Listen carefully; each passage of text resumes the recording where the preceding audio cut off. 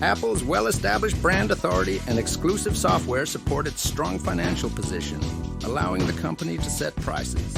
Apple's services business is vital to future growth as it has established a strong presence in various consumer electronics verticals. According to financial analysts, Apple is projected to experience steady annual earnings growth of 8.6% over the next 5 years. Apple has generated significant returns for shareholders ever since the introduction of the iPhone in 2007. It has been 17 years since Apple unveiled the first iPhone on Jan 9, 2007, a revolutionary product that paved the way for the smartphone industry. Stock has been an outstanding investment since that significant event. Over the past 17 years, it has generated an impressive return of 790%, compounding at an annual rate of 28.7%. That implies an initial investment of $15,000 in January 2007 would currently be valued at $1.1 million. Is Apple still a wise investment choice in the current market? Apple has consistently demonstrated a strong track record of innovation throughout its history. Steve Jobs and Steve Wozniak established Apple in 1976, and the Apple I computer was introduced in the same year.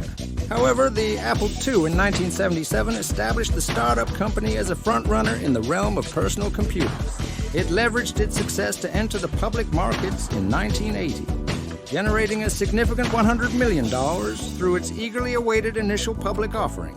Apple's momentum propelled it into the Fortune 500 by 1983.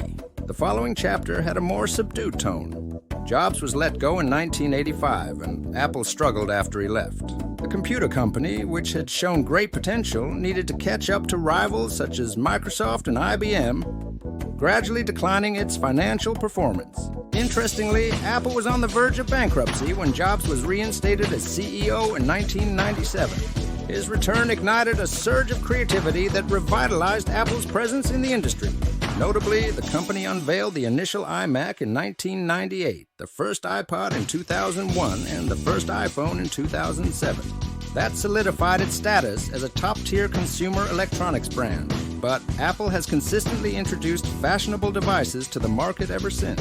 Its range of hardware now encompasses MacBooks, iPads, AirPods, and Apple Watches, along with various other products and services. Investors have reaped significant rewards from the company's ability to think outside the box. The chart illustrates the annual returns of Apple stock since the introduction of the iPhone in 2007, taking into account reinvested dividends. Apple is a dominant force in the consumer electronics industry, focusing strongly on services for future expansion. Apple has built a strong brand reputation through its innovative capabilities, and its proprietary software gives the company a significant competitive advantage. More precisely, the closed-source iOS operating system grants the company full authority over every aspect of the iPhone experience. It also means that third-party manufacturers cannot use iOS on more affordable devices to produce products similar to Apple's. Consumers who desire the Apple experience willingly invest in it, and they certainly do. Apple benefits greatly from its strong brand authority and exclusive software, giving it a significant pricing advantage. For example, the price of an iPhone is almost 4 times higher than an Android phone. The ability to command premium prices is crucial for Apple, but for the stock to be a worthwhile investment, the company must also focus on growing its services business. Apple dominates various consumer electronics markets. It is ranked second in smartphones, fourth in personal computers, first in digital tablets, and first in smartwatches. Apple has over 2 billion active devices in its installed base. However, customers sometimes purchase hardware only regularly.